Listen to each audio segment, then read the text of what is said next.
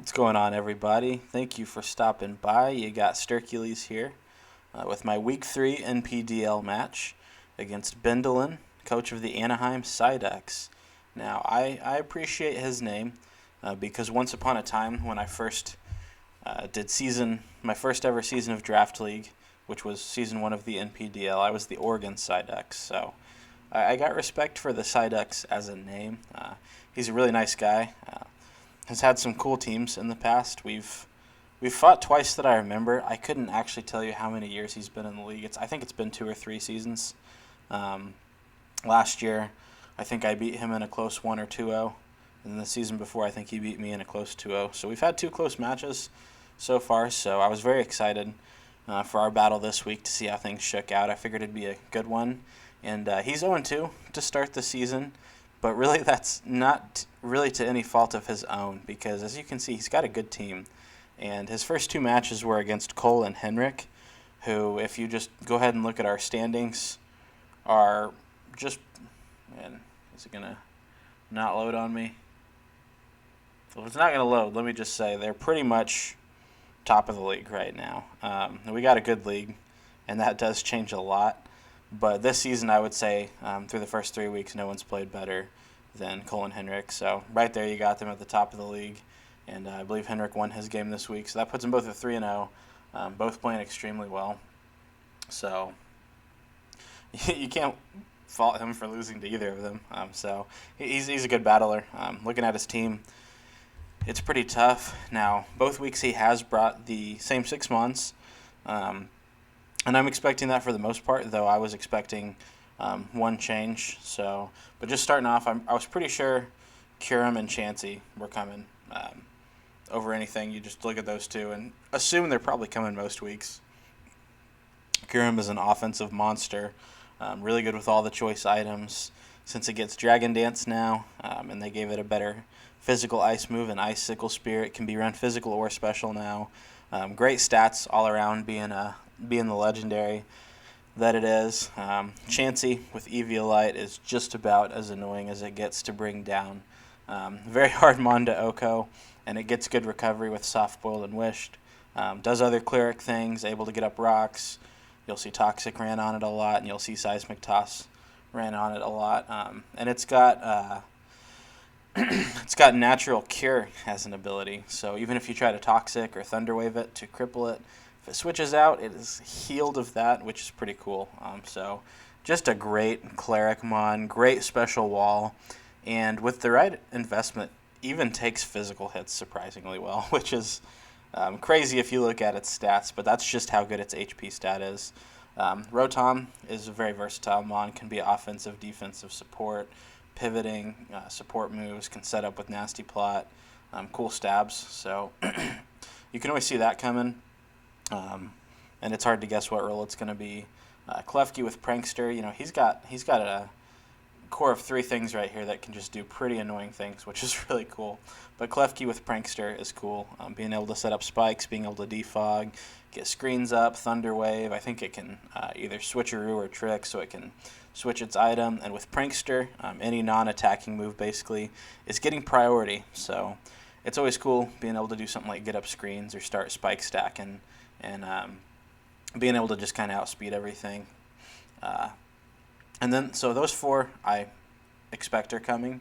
I think I was, to an extent, pretty well ready for anything, though I was pretty sure Seeking wasn't coming. But the rest I think I was ready for. Even though he'd brought Unpheasant twice, and Unpheasant's good, and I did feel like I had answers for it, I didn't see it coming quite as much. I was pretty sure Toxicroak was coming. Another really versatile offensive mon. Gets priority on physical and special side. It's able to set up with either Nasty Plot or Swords Dance. Not great speed, but not awful. And does hit pretty hard from both sides. So just that versatility, I think, makes it a good bring. And I expected Sharpedo to come over Unpheasant as kind of the surprise change to his lineup. Just looking at Terrakion and Cinderace, Sharpedo does well there. I've got 2 Psychic types, so the Dark type is nice there. And really does pretty good. It has speed boost, so If it throws off a protect or comes in on something that it's faster than and kills it, then it gets speed boost the next turn. It can be pretty deadly as a late game cleaner. And since he does have good breaking potential and good setup opportunities, it is a cleaner. He can get the team worn down with hazards, with toxic, break some things, he could clean up with that pretty easily, which goes into some of the prep I had, and I don't have that pulled up. I think I was just gonna kind of try to do a quick team builder, not something too long, but NPDL week 3. So I had Khal Drogo coming. It's came every week so far, but max attack. Had to give it a plus speed nature to be able to outspeed anything on his team unless it was scarfed, which is cool. Close combat and rock slide hit his team well enough that if I can get up a swords dance, it pretty much just wrecked everything. So a lot of times you bring something like Earthquake, especially for something like Toxic Croak, which resists both of those. But basically if I had rocks up and I got a swords dance up, close combat was doing enough. So I had quick attack just in case something got set up late game. It's always nice just to be able to chip things down. So, and I had the Pasho Berry, which weakens any water type move. So basically that meant I could live pretty much, if I'm at full, I could live pretty much any hit from a Sharpedo, unless he got a Swords Dance up himself and hit with a Liquidation. But I didn't see that being a too likely possibility, so I was feeling pretty good about Pasho letting me live a Liquidation or Hydro Pump. Next I'm going to go over to Slowking. King Me had Scald, Psyshock, Trick Room, and Teleport. I've not used Trick Room well in the past the few times I've tried it, but I was excited to try it with this, knowing that I could get a Trick Room up on something defensive and teleport out. And then Mask got the Copperajazz with a minus speed nature and with good attack, just max attack and HP pretty much. Really came in and just did a whole lot to his team with Iron Head, Rock Slide, Power Up, and Heat Crash was my thought. Nothing really wants to switch in on that coverage, so Sheer Force to boost the Iron Head and Rock Slide. I wanted to go Heavy Metal with Heavy Slam and Heat Crash, but I liked what Sheer Force was doing for Rock Slide for a few of his mons, like Rotom Heat, if he did bring on Pheasant. So that was nice. Then I got Regenerator on Slowking every time I go out. Brought both Psychics this week. You might be seeing a mistake I made here, but on Shakuomon, this is the first time I was able to bring Claydol. Had Scorching Sands, which is a ground-type move with the ability to burn, like Scald, which is very cool. Psyshock hits special attack, but hits on defense, so that's helpful for Chansey. But mainly, Rapid Spin and Stealth Rock was its biggest thing. This was supposed to be Culber Berry, which weakens a Dark-type hit, so that I could take a Crunch from Sharpedo, potentially, or so that I could take a Sucker Punch from Toxicroak if it started setting up. Then I'd be able to kill it with Scorching Sands or Psyshock. But I brought Shuckaberry, which weakens damage taken from a super effective ground-type attack. Not only is ground never super effective on Claydol, but I have Levitate and am never hit by ground-type. So it was the most pointless berry ever brought. And luckily that didn't come into play, but I was pretty annoyed at myself for it. Just a very defensive set, wanted to take physical hits well. Enough speed just so that I could outspeed Klefki. If Klefki wanted to use an attacking move, now with Prankster it was always getting the priority.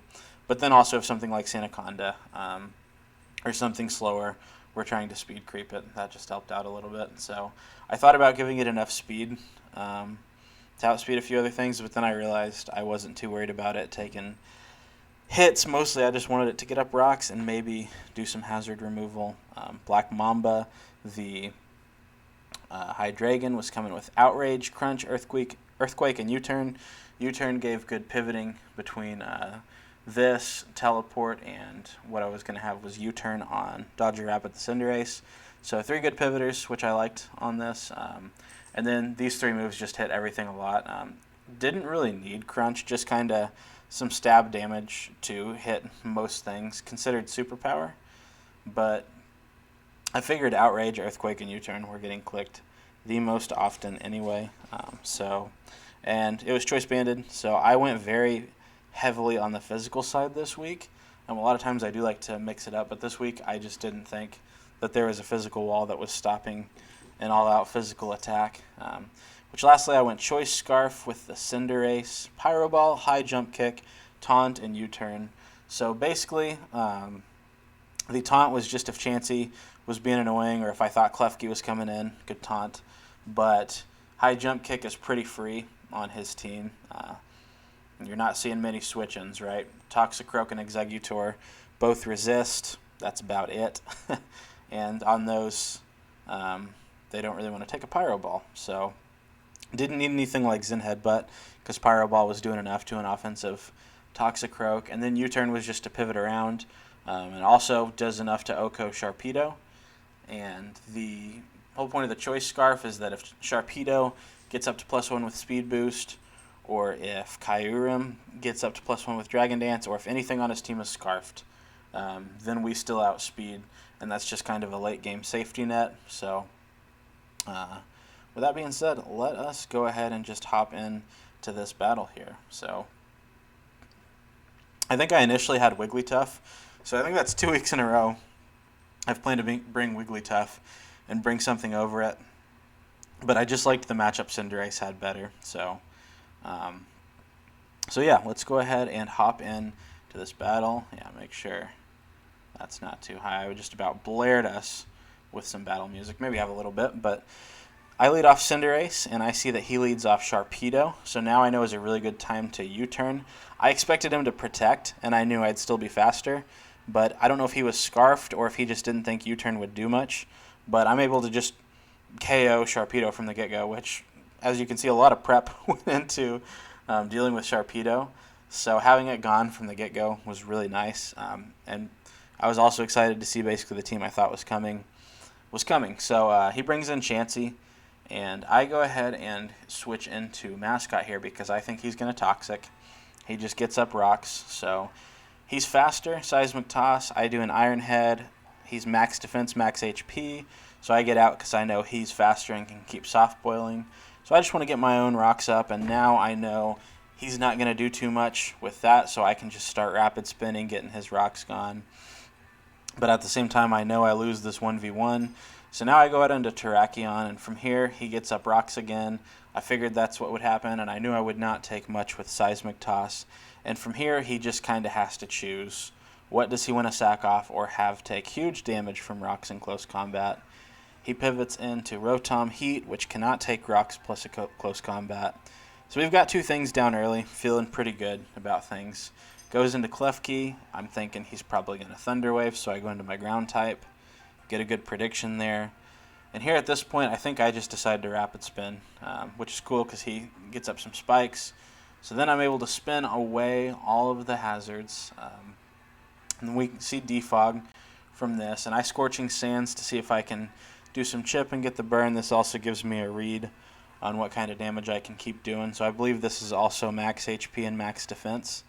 So I can kind of just keep getting up rocks. He's eventually going to win this battle because I am now Toxic, but I can kind of keep wearing it down too, which is really cool. I live one more Toxic, so I believe he's not running any attacks. So I'm just able to get up rocks again, which he could probably defog later, but now he'd have to defog away his spike. So I go Slowking because I'm not worried about getting Thunder Waved or really anything he can do. So I'm able to set up Trick Room, and now I know I can kind of see what he wants to do before I teleport, thinking he might switch. Stays in for a defog, and I am very cool with that because then I just get a free teleport, getting all that health back, and now Copperajazz kind of just gets to come in and start bopping things. Not too worried about the paralysis now. I didn't want it to get fully paralyzed, but the speed boost is, or the speed loss is a speed boost because I have Trick Room up. So Iron Head picks up a kill. Iron Head's picking up another kill as long as I don't die. I knew I could live Vacuum Wave.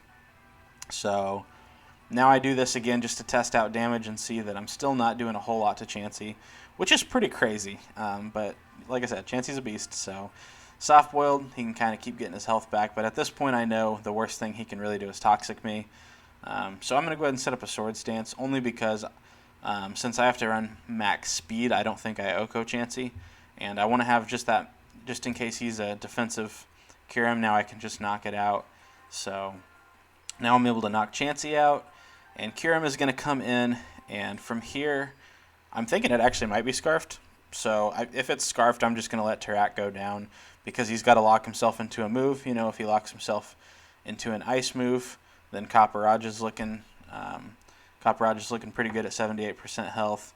If he locks himself into Draco, then he's dropping his special his special attack, and once again Copperajazz is looking well. If he wants to go in and use Earth Power or something like that and lock himself in there, then I know Hydreigon's looking good. So I'm feeling pretty good right now. It's just about differential. We don't ever find out his item.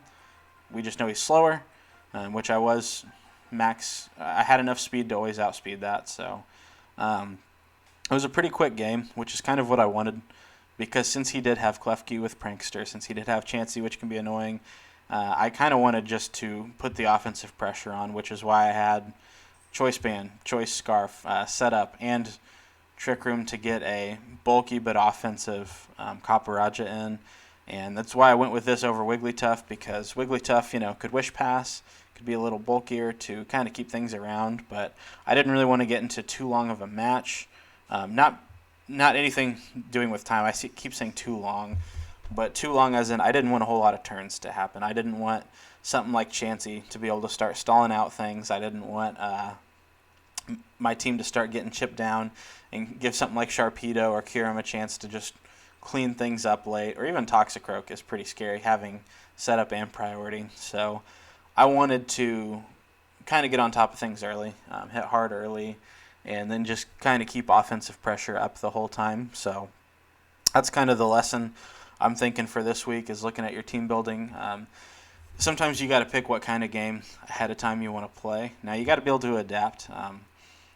If I had led off with Cinderace and he'd led off with something that was going to just immediately scare me out, then I would have had to adapt. But from what I was seeing from the get-go, I knew I just wanted to start hitting hard early, wanted to keep pressure up the whole time, and basically I felt like if I could keep rocks up, then the physical power that I brought this week, I feel like could just do a lot of work. So we saw Caldrogo, the Tarak, get to pick up 3 kills, which was nice to see because I didn't feel like I'd used it super well yet this season. Cinderace got his kill, and Copperajazz got 2 kills, so the mascot with 2 more kills, so that's pretty cool to see. So that puts us up to 2-1, and that was a 5-0. I think we were 1-1 at -1, so we should have a record now of 2 wins and 1 loss with a +4 differential. And just looking at team, we got Alec next week, and once again Alec's one that he and I have had some really close ones lately. Like last year, it just went completely down to the wire in a game that I needed to win to make playoffs. And the year before, I think he just straight swept me with Frostmoth. So good battle coming, but I'm happy to kind of get ahead of things and build up some momentum to even more tough battles coming. Like I said, this is a tough league, the toughest league you've never heard of. But hopefully you enjoyed the analysis. Hopefully you learned something. You got any comments or constructive criticism, please feel free to comment below. You got any questions, do the same thing. I love dialoguing and talking about things. But if you enjoyed, leave a like. Go check out some of my other videos. And thank you for stopping by. And I sincerely hope that you have a great day. Peace.